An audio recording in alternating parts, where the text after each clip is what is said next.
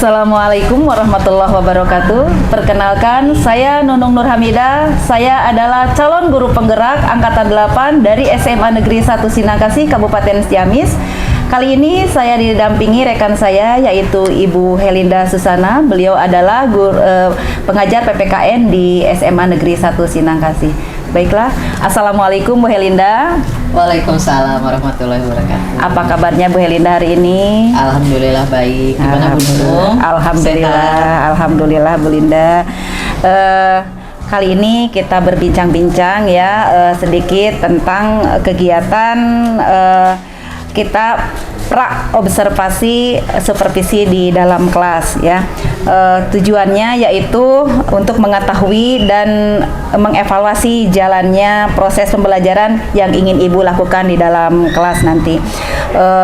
Dan kenapa kita melakukan praobservasi, yaitu ini merupakan kegiatan awal agar nanti Ibu lebih siap lagi dalam kegiatan observasi di dalam kelas ya. Ada beberapa pertanyaan nih yang akan Ibu sampaikan, yang akan saya sampaikan ke Ibu. Di antaranya yang pertama, apa tujuan pembelajaran yang ingin Ibu capai nanti di dalam kelas? Kebetulan di pertemuan ini kita membahas tentang kasus-kasus pelanggaran hak dan pengingkaran kewajiban warga negara minimum. Jadi untuk tujuan pembelajarannya adalah siswa mampu menseimbangkan hak dan kewajiban yang kemudian dapat diimplementasikan dalam kehidupan sehari-hari. Baiklah Ibu, jadi tujuan pembelajarannya yaitu siswa dapat menyeimbangkan hal-hal antara hak-hak ya, antara hak dan kewajiban mereka yang terimplementasi dalam kehidupan sehari-hari itu ya Ibu ya. Lalu pertanyaan yang kedua, bagaimana dengan area pengembangan yang ingin Ibu capai di dalam observasi nanti? Kalau pengembangan di kelas itu saya menggunakan dua pengembangan, memang ada pengetahuan dan ada keterampilan ya. Yeah. Kalau pengetahuan itu nanti saya akan menayangkan sebuah video yang berhubungan langsung dengan materi. Kemudian yang kedua adalah merupakan keterampilan, nanti saya akan membawa anak-anak untuk membentuk beberapa kelompok sehingga mereka bisa dibagi dalam beberapa tugas. Jadi tugasnya satu kelompok itu nanti akan saya minta untuk membuat puisi yang berhubungan dengan pengetahuan yang sudah saya tayangkan melalui video. Kelompok berikutnya nanti akan kita minta untuk membuat sosiodrama yang berkesesuaian dengan video. Jadi mereka akan menayangkan ulang apa yang mereka tonton. Kelompok yang ketiga mungkin akan menyimpulkan apa saja yang ada dalam penayangan video itu. Kelompok yang keempat mungkin membuat kata-kata bijak yang berhubungan langsung dengan video yang bersangkutan. Wah, luar biasa Bu ya. Baiklah, itu mungkin di sini saya simpulkan ya Bu, untuk area pengembangannya Ibu menggunakan pengetahuan dan keterampilan. Untuk pengetahuannya nanti Ibu akan menayangkan sebuah video dan untuk keterampilannya mereka bisa mempraktekkan dari hasil tayangan tersebut. Mungkin itu ya Bu ya.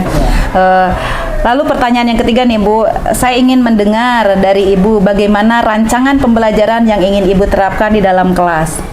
Kalau rancangan yang kita gunakan itu adalah strategi diferensiasi yang terintegrasi dengan pendidikan sosial emosional. Karena memang kita akan membawa anak-anak langsung ke dalam sebuah kasus yang membuat mereka benar-benar terlibat dalam kasus itu. Jadi anak-anak akan langsung, jadi sosial emosionalnya akan terbawa ke sana. Jadi kita giring anak-anak untuk memahami pengetahuan yang mereka tahu dan keterampilan yang akan dipraktikkan. Iya baik Bu, luar biasa ya. Jadi di sini Ibu untuk rancangannya yaitu menggunakan strategi diferensiasi yang terintegrasi dengan pendidikan sosial emosional ya Bu ya. Lalu pertanyaan yang keempat, bagaimana dengan media pembelajaran yang akan Ibu gunakan di dalam kelas? Media pembelajaran kita akan menayangkan video, berarti saya membutuhkan proyektor ya untuk menayangkan film supaya anak-anak bisa menyaksikan itu. Iya, oh berarti video aja Bu. Ya, tapi ada juga lembar kerja siswa juga nanti akan saya bagikan karena anak kan akan membuat kesimpulan dari video. Ya baiklah. Jadi medianya yaitu proyektor dan LKPD mungkin ya Bu ya. Ya. Mungkin ini pertanyaan yang terakhir Ibu ya, kira-kira kapan kesiapan Ibu untuk melaksanakan observasi dalam kelas, hari apa, di kelas apa, dan di jam keberapa? Sepertinya hari ini kita bisa, Bu Nunung, kebetulan saya mengajar di kelas 12 MIPA 3 di jam ketiga keempat. Iya. Jadi kita bisa langsung lihat, nanti Bu Nunung bisa langsung melihat bagaimana anak-anak melakukan aktivitas di dalam kelas. Oh, baiklah Ibu. Nanti akan saya ikuti ya kegiatan Ibu di dalam kelas. Dan pertemuan ini mungkin Ibu nanti akan berlanjut di pasca observasi ya. Nanti ketika di pasca observasi saya didampingi juga oleh pengajar praktik ya Bu ya. Ya. Baiklah Ibu, sebelum kegiatan ini ditutup, saya ingin bertanya satu hal. Apa yang Ibu dapatkan hasil dari bincang-bincang kita hari ini? Kalau hasil jelas kita akan lebih kepada mendapatkan gambaran, mungkin ya Bu Nunung, mendapatkan gambaran kesiapan dari kegiatan observasi gitu, supaya kedepannya nanti saya pikir semua guru harus seperti ini ya, supaya kita benar-benar bisa mempraktekkan apa yang sudah ada di konsepnya Bu Nunung tuh. Saya pikir kayaknya semua orang harus bisa mendapatkan ini. Ya, baiklah, terima kasih Bu Linda ya. Sekian dulu mungkin pembicaraan kita pada kegiatan pra observasi di dalam kelas. Sekian, kita ketemu nanti di kegiatan observasi supervisinya. Assalamualaikum warahmatullahi wabarakatuh. Waalaikumsalam warahmatullahi wabarakatuh. Warahmatullahi wabarakatuh. Waalaikumsalam. Baik, hari ini kita akan kembali membahas tentang kasus-kasus pelanggaran hak dan pengingkaran kewajiban warga negara. Kalau kemarin kita sudah sampai pada implementasi sila-sila Pancasila yang terhubung langsung dengan kegiatan pemisahan antara hak dan kewajiban. Kini kita akan masuk kepada teori dan praktek secara langsung. Ibu akan menayangkan sebuah video yang berhubungan dengan pelajaran kita hari ini. Tapi sebelumnya, untuk pembukaan kayaknya kita nyanyi dulu ya, supaya kamu bisa lebih fresh, supaya tidak bengong-bengong, supaya tidak suntuk. Kita nyanyi dulu. Kira-kira lagu apa yang bikin kamu happy? Lagu apa yang bisa bikin kamu bahagia? Liga. Bisa ya? Dan apabila, oke, siap? 3, 4. Dan apabila tak bersamamu, ku pastikan ku jalani dunia tak seindah kemari, sederhana tertawamu sudah cukup, jangkapi sempurnanya hidup bersamamu. Oke, thank you. Applause buat kita. Semangat. Ibu akan tayangkan satu video yang berhubungan dengan pelanggaran HAM. Nanti kamu amati video itu. Sesudah itu kita akan membagi beberapa kelompok supaya bisa Ibu bagi tugasnya nanti apa yang harus kamu lakukan dengan video yang sudah kita tayangkan.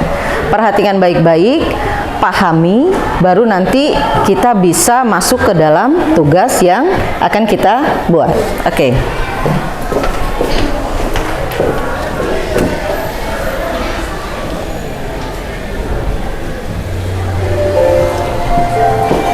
Suaranya kurang kedengeran ya, tapi nggak apa-apa lah. Ini adalah video hak asasi manusia, pelanggaran yang terjadi dengan beberapa mahasiswa dan warga negara kita waktu itu. Pahami dan lihat bagaimana perlakuan para mahasiswa kita, bahkan aparat yang menangani kasus ini.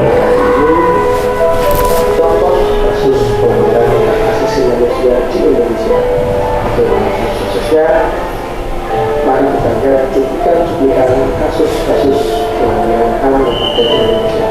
Selamat menyaksikan. 12 September 1945 kerusuhan berdarah terjadi pada Jakarta Utara.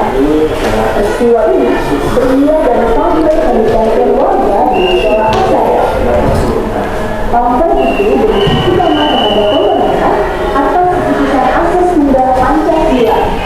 Pada bulan September 1984, aparat Bank Indonesia Polda selesai 1 Januari berusaha melepas pamflet dengan menyiramkan air comberan. Masa yang mengetahui kejadian ini menuntut permintaan maaf. Beredar cerita, Hermanus masuk musola tanpa melepaskan sepatu. Karena diprotes jamaah, Hermanus memamerkan pistol. Masa yang marah kemudian membakar sepeda motor milik Hermanus. Pasca kejadian, 4 orang ditangkap dan ditahan di Kodim 0502. Ratusan warga kemudian mendatangi Kodim dan Polsek setempat untuk menuntut pembebasan keempat rekannya. Kehidupan warga berubah bencana. Peristiwa ini pada Serbadu menjadi sejumlah nyawa. Jumlah korban tak diketahui secara pasti. Menurut pemerintah, korban tewas sebanyak 18 orang dan korban luka-luka menjadi 3 orang. Sementara, menurut itu menjadi fakta total yang diperkirakan ada 400 orang yang tewas dalam kejadian ini. Sementara menurut Komnas HAM, terhitung 24 orang tewas dan 55 orang terluka.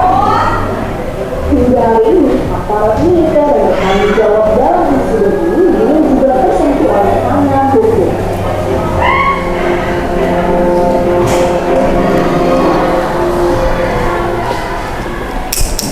Salah satu korban dari aturan ini adalah guru perempuan bernama Marsina. Marsina adalah guru PT Catur Putra Surya atau CPS, pabrik arloji di Siring, Porong, Jawa Timur. Guru PT CPS saat itu digaji Rp1.700 per bulan. Padahal berdasarkan Kepmen 50/1992 telah diatur bahwa UMR untuk Provinsi Jawa Timur ialah sebesar Rp2.250. Kebanyakan pengusaha menolak aturan tersebut, termasuk PT CPS. Karena itulah, untuk menyampaikan aspirasinya, guru PT CPS pun menggelar aksi mogok kerja pada 3 Mei 1993. Sebanyak 150 dari 200 guru perusahaan itu ikut dalam aksi tersebut. Mereka membawa 12 tuntutan, mulai dari menuntut hak kenaikan upah 20% hingga membubarkan organisasi Serikat Pekerja Seluruh Indonesia (SPSI) di tingkat pabrik. Saat aksi mogok hari pertama, Jurakoso Koordinator Musik. ditangkap di bawah kantor Koramil 0816-044 Porong. Mogok kerja di hari pertama itu tak tepat. Prakoso disibukkan dengan pemanggilan oleh aparat militer. Akhirnya, Marsina yang pemegang kendali memimpin protes para buruh. Keesokan harinya, pada 4 Mei 1993, aksi mogok kerja kembali digelar. Pihak manajemen PT CPS bernegosiasi dengan 15 orang perwakilan buruh. Dalam perundingan, hadir pula petugas dari Dinas Tenaga Kerja, petugas Kecamatan Siring, serta perwakilan polisi dan Koramil. Pelibatan aparat negara dalam perundingan itu menimbulkan kecanggungan. Dalam perundingan yang alot itu, akhirnya tuntutan buruh dikabulkan. Hasil persetujuan itu dituangkan dalam surat persetujuan bersama yang ditandatangani oleh 24 wakil buruh, wakil dari Depnaker, dan pengurus DPC SPSI Sidoarjo. Namun di hari itu juga, berdasarkan kronologi yang dirangkai Komite Solidaritas KSUM, Yudo Prakoso, buruh yang dianggap dalam pemogokan, mendapat surat panggilan dari Koramil Porong. Prakoso diminta datang ke kantor Kodim 0816 Sidoarjo. Surat itu ditandatangani Pasti Intel Kodim Sidoarjo, Kapten Sugeng.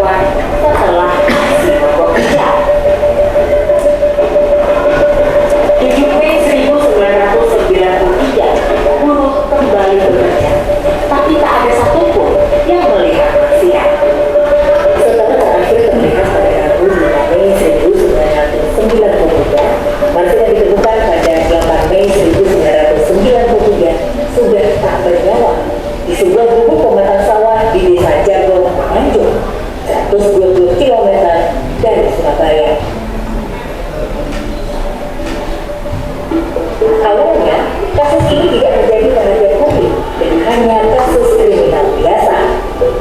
Namun, Juni 1993, menurut data sementara yang dikumpulkan di LBHI waktu itu, kematian Marsinah berkaitan dengan permasalahan yang dihadapi buruh di tempat kerjanya. Komite Solidaritas untuk Marsinah melakukan aksi mengkampanyekan kasus Marsinah ke publik serta mendesak pengusutan tuntas kasus pembunuhan Marsinah. Sejak itulah kasus ini mulai menjadi perhatian nasional maupun internasional. Baru kemudian Kapolda Jatim menyatakan bahwa kematian Marsinah tidak wajar dan membuat tim khusus untuk mengembangkan motif kasus pembunuhan Marsinah. Setelah dimakamkan, tubuh Marsinah diotopsi kembali. Visum kedua dilakukan tim dokter dari RSUD Dr. Sutomo Surabaya. Menurut hasil visum, tulang panggul bagian depan hancur, tulang kemaluan kiri patah berkeping-keping, tulang kemaluan kanan patah, tulang usus kanan patah sampai terpisah, tulang selangkangan kanan patah seluruhnya, labia minora kiri robek, dan ada serpihan tulang. Ada luka di bagian dalam alat kelamin sepanjang 3 cm, juga perdarahan di dalam rongga perut. Di tengah proses penyelidikan, berbagai kejanggalan terjadi, mulai dari motif pembunuhan yang simpang-siur, sampai pada peristiwa penculikan, penyekapan, dan penyiksaan terhadap para saksi kasus Marsinah. 9 orang dari 142 orang yang diperiksa mendadak menghilang pada tanggal 1 Oktober 1993. Kasus berikutnya kampus. Aksi Sinter Kampus Trisakti pada 12 Mei 98 merupakan salah satu demonstrasi mahasiswa terbesar yang pernah dilakukan di luar kampus pada saat itu. Posisi kampus yang strategis menjadikan Cukup. Kita akan memfokuskan pada satu kasus saja. Ada kasus Marsinah yang sudah kita bahas secara menyeluruh. Nah, sekarang Ibu akan minta kamu untuk membentuk 4 kelompok. Kita akan bagi kelompok, nanti tugasnya akan Ibu beri. Sekarang membuat kelompok saja dulu. Silakan buat kelompok dulu.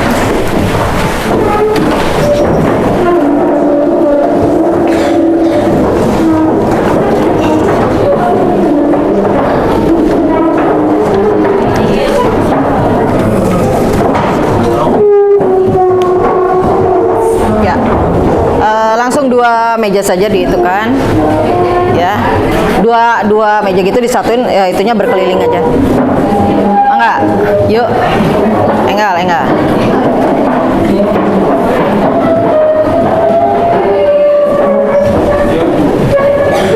Sudah, oke.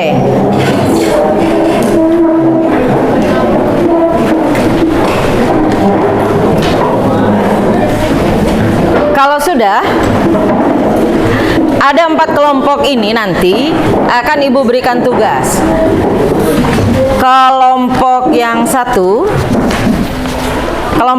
adalah menyimpulkan tayangan video. Jadi dari video yang kamu lihat saat tadi, simpulkan apa saja yang ada di sana, apa saja pelanggaran yang sudah dilakukan, kemudian bagaimana kasusnya, kemudian bagaimana pemerintah menangani kasus itu sampai selesai. Kamu boleh membuka link video yang berhubungan dengan kasus-kasus Marsinah untuk mencari kesimpulan. Nanti kalau sudah kesimpulannya tulis di sini, ya.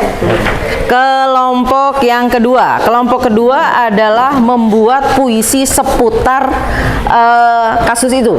Jadi buatlah beberapa puisi yang berhubungan dengan kasus itu. Kamu kan ada beberapa orang tuh. Buatlah kalau bisa jadi 3 atau 4 puisi, bagus malahan ya. Tapi kalau bisa jadi 1 puisi tapi terangkai dengan sangat baik, terhubung dengan video itu juga sangat baik. Oke, silahkan tentukan siapa yang akan menjadi koordinator kelompoknya. Silahkan. Kelompok ketiga adalah mencari kata-kata bijak. Coba beresin dulu ini, uyel-uyel kamu ini segala macam.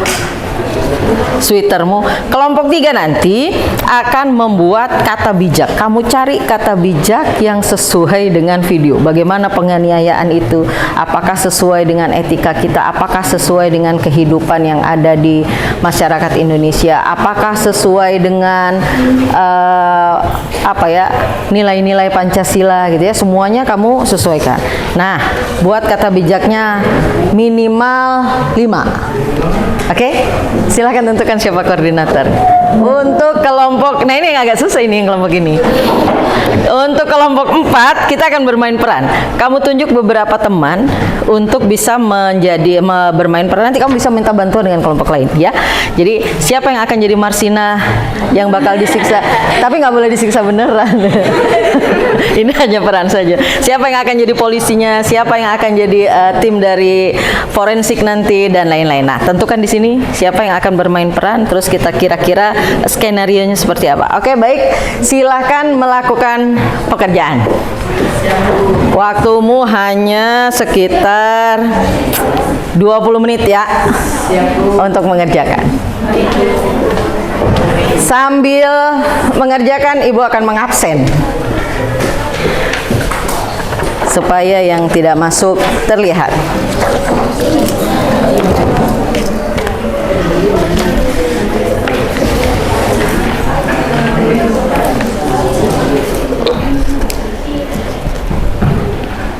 Alam Nur Elva Dilah hadir. Oke. Alvin, Amelia Ramadan, Anis Rengganis, Arfi, Asep Maul, Dara Yuni, Devi Nursafitri, Dita Nurul, Galang Sandika, Herlina, Ikhwan, Irfan. Sakit. Kenapa bisa sakit dia? Mela, Miftah Zahira, Muhammad Bintang. Bintang kemana? Bintang Kejora. Oh, ada. Nabil, rambutmu Bil. Nadine, Naila, Raina. Kemana dia? Oh, diganti sama sorry Ricky. Sakit. Rifki, Ririn, Rohmat, Salwa. Oke. Septi, Sofia. Sakit. Sri Wahyuni, Susan, Syakira, Tatia, Vivi, Yogi, di mana dirimu, Gi? Yosan, Zahra. Oke. Jangan lupa teman-temannya kalau sakit lebih dari 2 hari, kamu kasih tahu wali kelas ya. Biar dilongok. Supaya tidak keterusan. Kalau ada kabogonya juga boleh dilongok. Udah cukup? Udah. Berarti kayak bukti ya kan ada teori praktik. Nah, itu jadi tinggal bukti itu presentasi Wah. Presentasi terus langsung penutupan, nanti kesimpulan ya Bu Linda. Nah, dia satu kelompok weh. Berarti bisa 1 ya. Oke.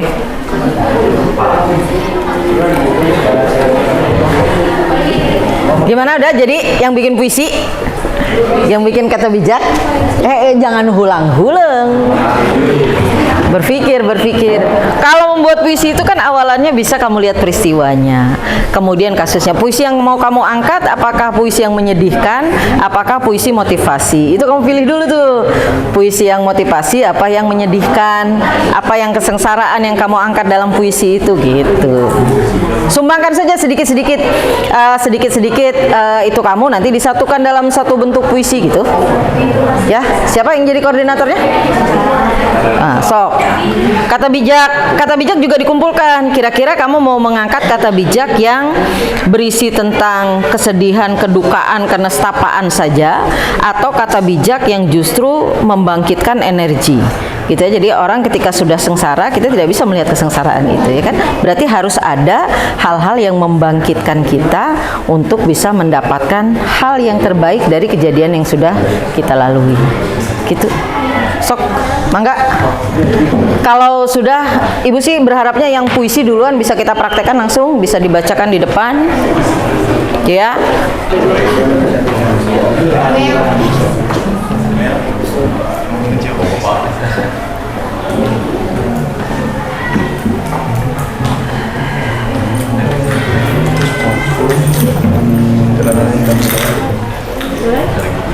Coba semua menulis. Jadi nanti bisa disatukan langsung di situ. Semua menulis saja.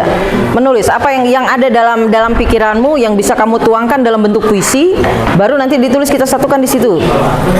Semua juga yang kata-kata bijak juga seperti itu. Yang kira-kira ada di kepalamu, tuliskan saja dulu di masing-masing kertas, baru nanti bisa disatukan di dalam kertas LKPD ini, ya, dimasukkan dalam lembar kerja. Yang kelompok ini kamu bagi dulu perannya, siapa yang bakal jadi polisi, yang jadi marsinahnya. Nah, terus kamu buat sedikit skenarionya apa, nanti skenarionya seperti apa, kan tidak harus sama persis sama itu kan. Misal skenarionya marsinah bekerja, jadi diangkatnya mulai dari marsinah protes, tidak usah harus dari awal yang 13 pegawai diculik gitu ya, disuruh keluar, nggak usah. Jadi dari mulai marsinah protes sampai marsinah diculik sampai terjadi pembunuhan. Nah, di situ saja. Jadi lebih singkat kan? Oke.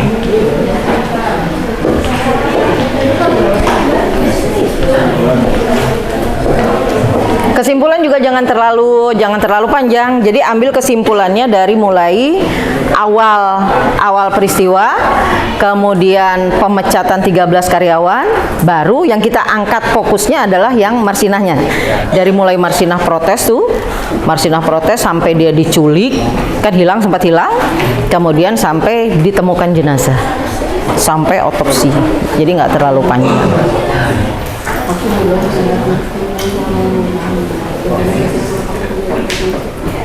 Oke, 5 menit lagi waktumu.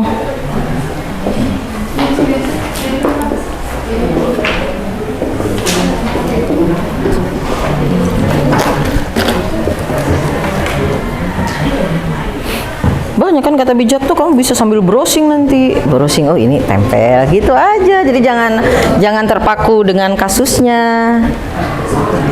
Jadi terpaku dengan kata apa yang bisa kamu munculkan. Puisi juga kamu bisa browsing tuh, sambil browsing. Puisi apa yang kira-kira bisa kamu sampaikan nanti di sana.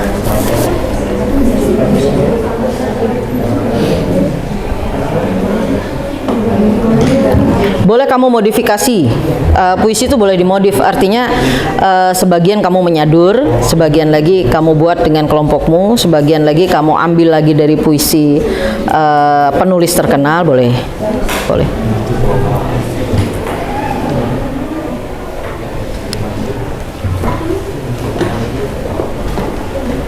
Pengambilan skenario itu kamu bisa browsing ya, bisa browsing nanti di itu.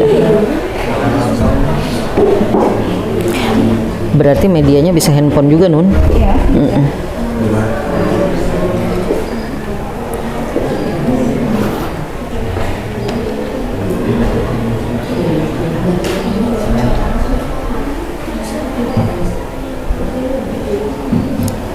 Sudah berhasilkah?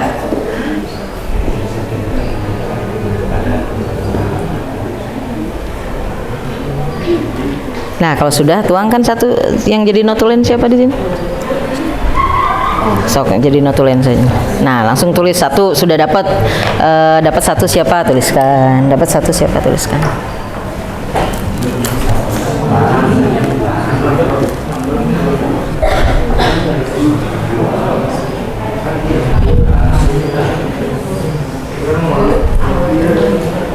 Nah, kalau gini kan semua jadi ikut berpikir, kan seru nih.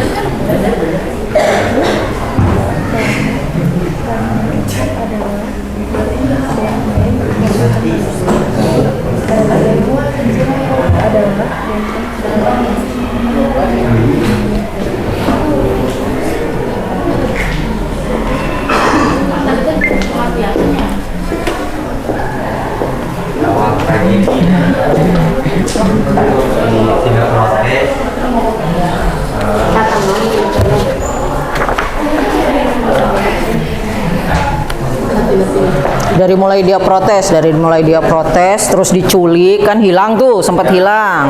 Nah, sudah hilang ditemukan, tapi udah jadi mayat ditemukannya, gitu.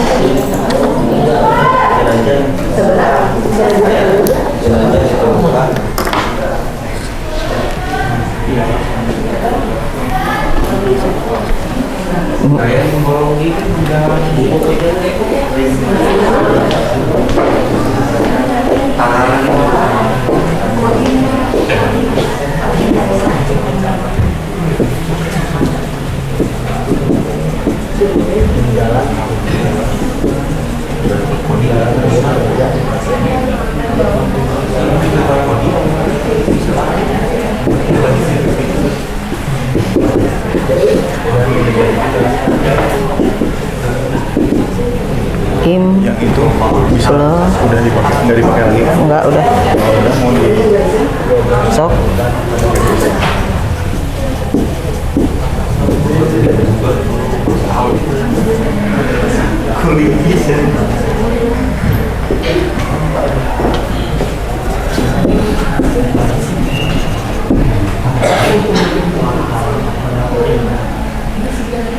Kalau udah, aku mau pakai papannya.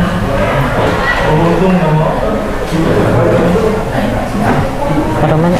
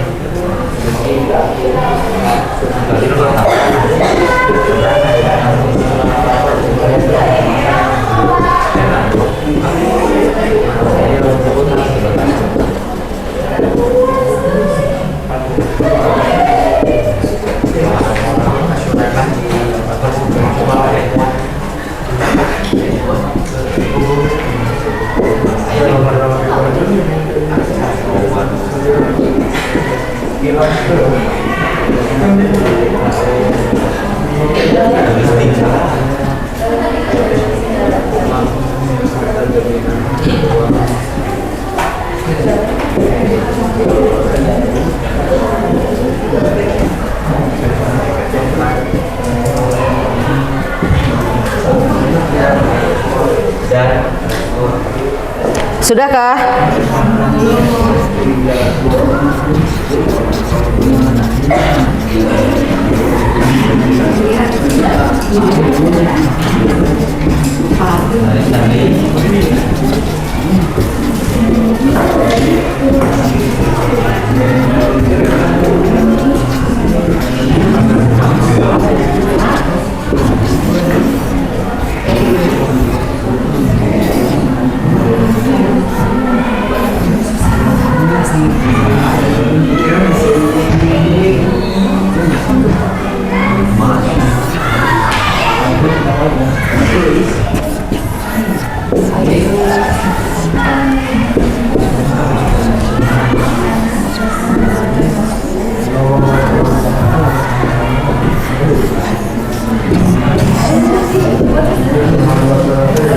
Oke, sudah bisa yang puisi? Sudah? Bisa maju? Yuk. Sedikit lagi. Yang kata bijak sudah dapat berapa? Susan kelompoknya? Udah dapat 4. Boleh deh. Yang kata bijak dulu kita mulai. Jadi nanti semuanya akan terhubung dengan pelaksanaan ini, ya kan? Terhubungnya nanti dengan nilai-nilai yang ada dalam Pancasila, kemudian dari hal-hal yang membatasi hak asasi yang kemarin sudah Ibu jelaskan ya, ada hak asasi manusia, ada hak asasi orang lain, dan ada kewajiban. Nah, kewajibannya nanti itu akan kita bagi, ada individu dan kelompok. Kalau individu berarti berhubungan dengan kita personal, dari pengaruhnya adalah intern dan ekstern, baru di kelompok ada keluarga, masyarakat, dan negara. Oke, kita lanjut ke kelompok yang kata bijak dulu deh. Kelompok 3 berarti ya. Siapa yang akan mewakili?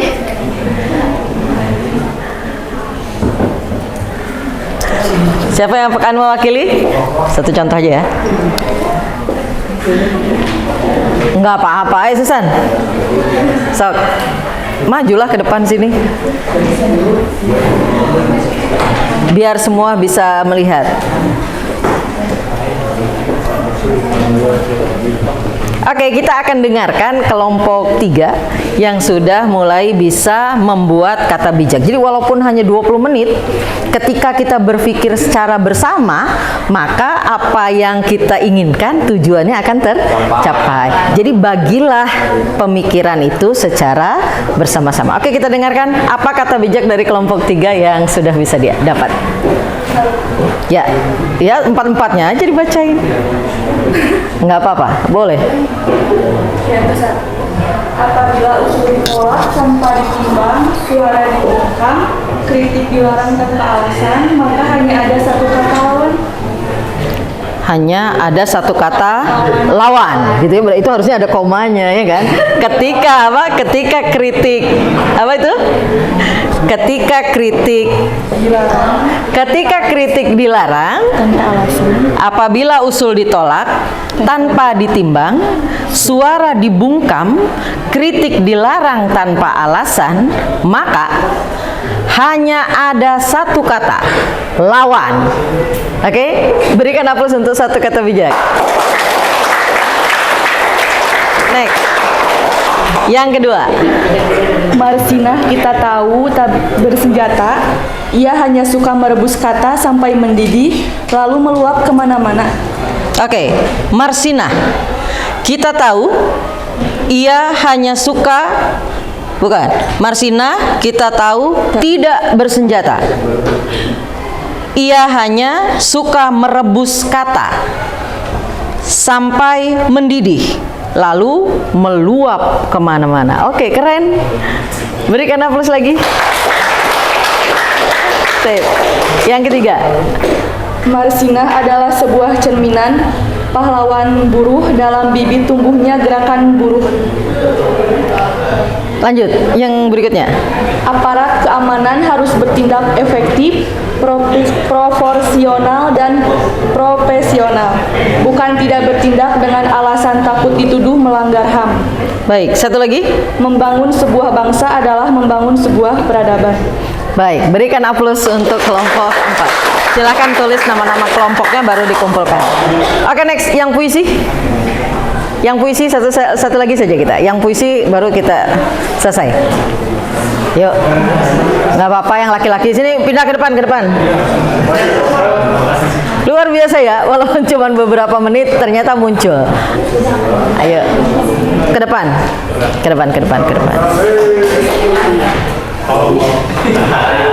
Tuh kan ternyata banyak artisnya di MIPA 3 ini, kamu diam-diam aja.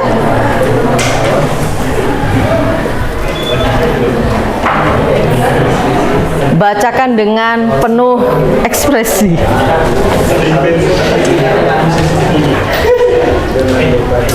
Hak asasi manusia. Suaranya. Semua orang berhak menyuarakan haknya sebagai manusia. Semua orang bisa mendapatkan haknya karena hak adalah benteng kehormatan manusia. Hak asasi manusia ialah suatu jalan untuk mencapai suatu kebebasan yang baik, indah, dan damai, agar tiada tangisan maupun cerita yang dapat terdengar. Karena itulah pahlawan rela menumpahkan darah agar dapat memerdekakan hak asasi manusia. Karena bertahan dengan musuh kebebasan jauh lebih baik daripada melarikan diri. Berikan tepuk tangan. Coba dari kelompoknya ada satu lagi tidak yang volumenya bisa besar dan bisa membacakan puisi dengan Cok Mel. Mel, ini bagus Mel tulisannya. Coba Mel, buru Mel. Habis waktunya nanti. Ya.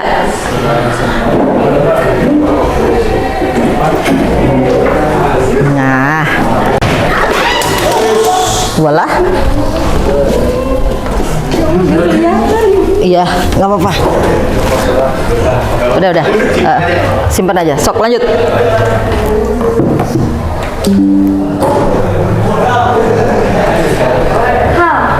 Hak asasi manusia. Semua orang berhak menyuarakan haknya sebagai manusia.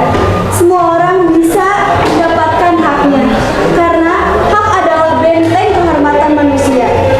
Hak asasi manusia ialah suatu jalan untuk mencapai suatu kebebasan. Kebebasan yang baik, indah, dan damai. Agar tiada tangisan maupun jeritan yang dapat terdengar. Karena itulah pahlawan rela menumpahkan darahnya agar dapat memerdekakan HAM. Karena bertahan dengan musuh kebebasan jauh lebih baik daripada melarikan diri. Yes. Buat nama-nama kelompoknya baru dikumpulkan. Baik, itu hanya perwakilan saja. Jadi untuk yang drama kita akan lanjut minggu depan. Yang kesimpulan juga kita akan lanjut minggu depan karena waktu kita sudah hampir habis. Thank you for today. Kita bertemu lagi minggu depan. Mudah-mudahan kita akan dapatkan kesimpulannya nanti di kelompok 1 dan sosiodramanya di kelompok 4. Terima kasih. Assalamualaikum warahmatullahi wabarakatuh. Thank you for today.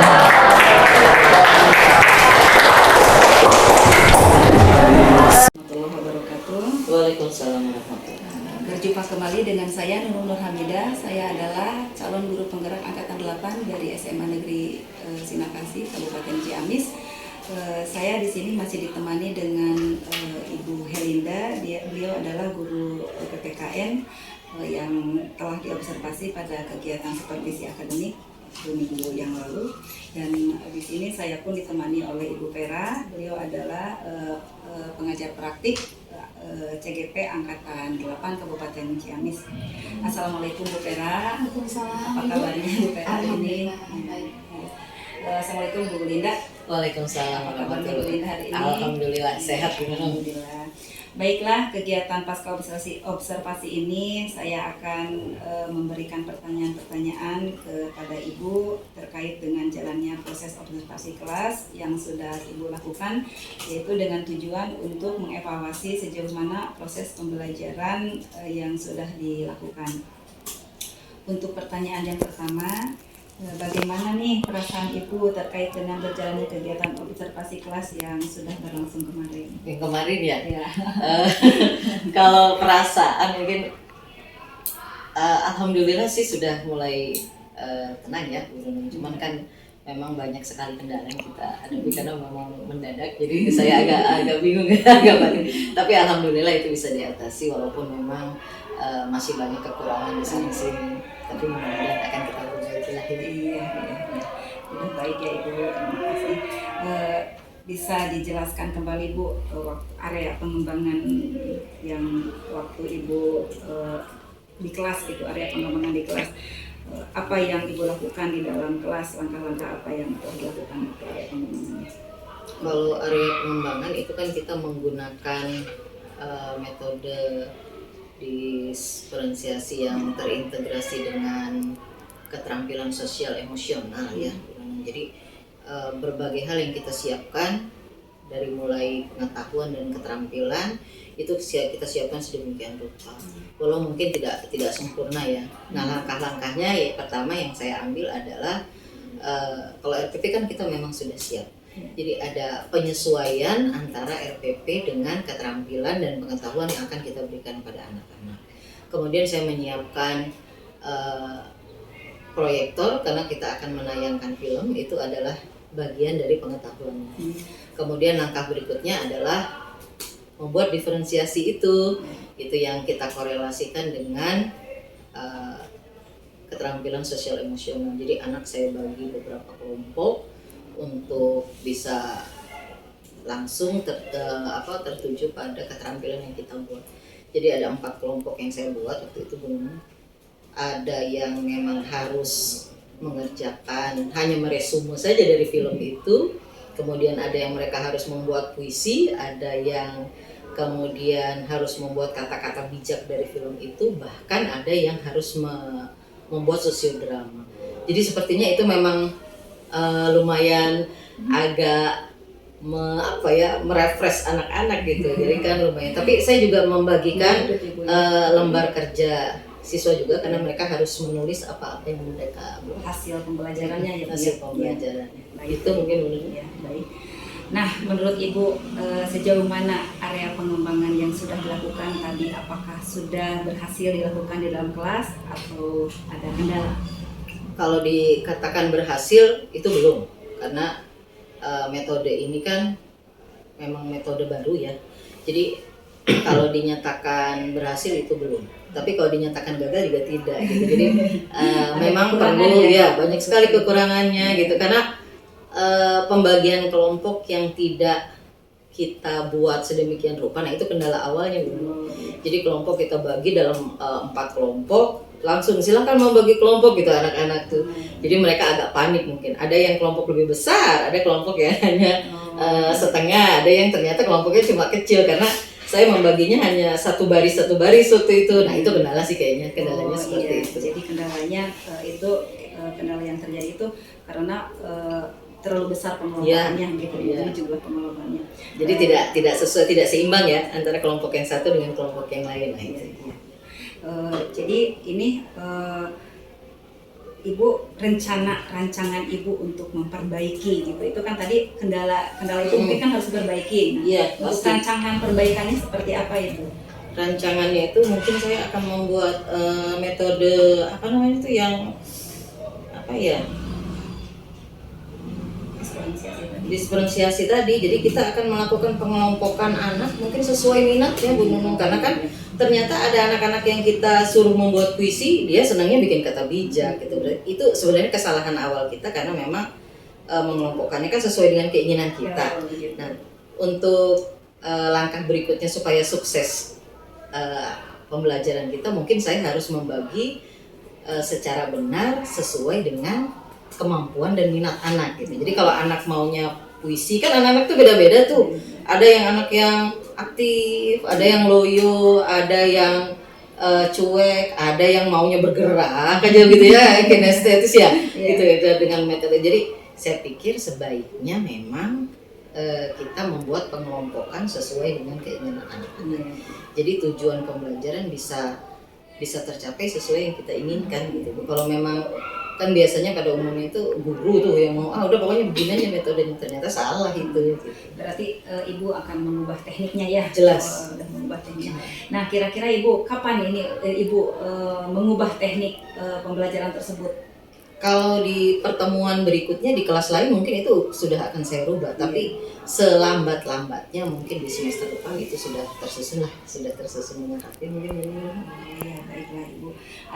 Terima kasih atas jawaban Sama-sama. Ibu. Mudah-mudahan rencana yang Ibu lakukan bisa berjalan lancar ya Ibu ya. Insya Allah. Ini mungkin karena di sini ada pengajar praktik, baik saya selanjutnya akan memberikan kesempatan juga kepada Ibu pengajar praktik, Ibu Vera. Beliau adalah pengajar praktik CGP Angkatan 8. Bukan takut, bahasa Sundanya misi. Kalau mau memberikan tanggapan atau pertanyaan kepada Ibu Herlinda yang telah saya supervisi, mangga silahkan. Terima kasih Ibu Hejanun. Assalamualaikum Ibu. Waalaikumsalam. Salam kenal Ibu. Terima kasih Ibu sudah berkenan untuk menjadi coachnya Ibu Nunung. Ini mungkin merupakan salah satu tugas dari kegiatan program pendidikan guru penggerak angkatan 8 ini, yaitu salah satunya membuat aksi nyata dengan praktek observasi kelas. Kalau tadi saya simak, alhamdulillah Ibu sudah sangat berkompeten dalam hal ini. Insya Allah saya percaya Ibu ya. Tapi ada yang mau saya konfirmasi Ibu mengenai berdiferensiasi. Tadi Ibu kan menggunakannya berdiferensiasi, para siswa memberi kelompok sesuai dengan keinginannya. Apakah dalam prakteknya itu ketika observasi, apakah kadang begini Ibu, ada siswa mungkin keinginannya A tapi secara kompetensi kurang. Apakah memang ketika murid-murid Ibu ini yang memilih grup, apakah memang sesuai dengan kompetensinya atau seperti apa Bu? Itu kan nanti bisa kita lihat di lapangan. Seperti kemarin kan contoh kasusnya ya, kita membagi sesuai keinginan saya gitu ya. Ternyata itu hasilnya tidak maksimal. Nah, makanya saya akan merubah taktik itu, merubah rencana itu. Kira-kira kalau anak-anak dikumpulkan sesuai keinginannya, ini keberhasilannya akan sama atau lebih dari yang kemarin gitu. Nah, untuk tahu itu kan nanti saya akan memberikan pilihan ke anak-anak. Kita akan membuat puisi, membuat kata bijak, membuat sosiodrama, dan membuat rangkuman. Yang mau membuat puisi silahkan duduk di golongan A. Yang membuat kata bijak di golongan B. Nanti mereka akan membagi sendiri. Karena anak kelas 12 itu biasanya sudah lebih respon. Kalau kita ajak ngobrol, beda dengan kelas 10 ya. Kalau kelas 10 kan harus anak-anak. Kalau kelas 12 kan kita udah tinggal kita bagiannya ini ya, nanti ini itu selesai kayaknya deh. Itu mudah-mudahan sih sudah dilaksanakan Ibu ya. Nah, bagaimana menurut Ibu kemarin setelah itu? Apakah memang ada peningkatan dari metode sebelumnya?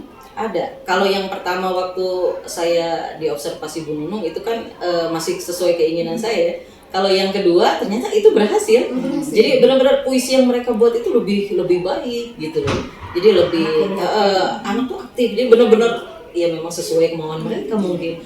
Yang wirawiri karena dia memang senangnya bikin kata bijak itu munculnya banyak Bu itu. Luar biasa itu ya. Yang drama juga sudah siap skenarionya, jadi sudah mereka langsung berbagi peran si A jadi ini si A gitu. Itu luar biasa. Benar-benar sesuai dengan keinginan mereka ya. Iya. Dan keinginan itu relevan dengan kebutuhan belajar mereka Ibu ya. Memang ini agak kemarin juga sempat ada diskusi Ibu yang mengenai berdiferensiasi itu. Apakah memang berdiferensiasi itu harus memang sesuai dengan hasil asesmen diagnostik, misalkan kinestesis, kita yang tentukan ini anak kinestesis nih. Tapi ternyata tidak Ibu ya. Justru kita harus fleksibel ya, tidak selalu ya. Jadi berdiferensiasi di sini luas. Gitu. Jadi memang harus kita trial and error mungkin ya. Seperti itu. Tapi memang dengan adanya ini ya, jadi kita guru tuh terpicu jadi oh iya ya ini tuh harus begini. Oh ternyata ini benar deh, itu luar biasa. Iya, luar biasa tuh ilmunya benar-benar. Saya senang jadinya ketika dilibatkan sama Bu Nunung. Tadinya kan saya agak jangan saya deh gitu ya. Tapi begitu saya terjun, ini fine nih gitu ya. Ternyata kita menarik, ini very interesting. Senang saya gitu. Ibu terima kasih sudah berbagi. Sama-sama. Alhamdulillah. Mungkin boleh dicukupkan sekian Ibu ya, karena mungkin mau lanjut ke kegiatan selanjutnya. Ibu juga sudah saya balik lagi ke kelas. Terima kasih atas sama-sama. Ibu Linda, terima kasih juga Ibu Vera. Akhirnya rangkaian kegiatan observasi, kegiatan pasca observasi supervisi telah selesai. Walaupun kita melalui tahapan-tahapan ya, tahapan pasca, terus observasinya, dan sekarang pasca observasinya ya, dari mulai pra, pasca dan observasi. Mudah-mudahan rencana-rencana Bu Linda ke depannya bisa berjalan lancar, dan terima kasih atas kerjasamanya dengan kami. Dan bisa ditularkan ke guru yang lain. Luar biasa ini. Ya, terima kasih. Assalamualaikum warahmatullahi wabarakatuh. Waalaikumsalam warahmatullahi wabarakatuh.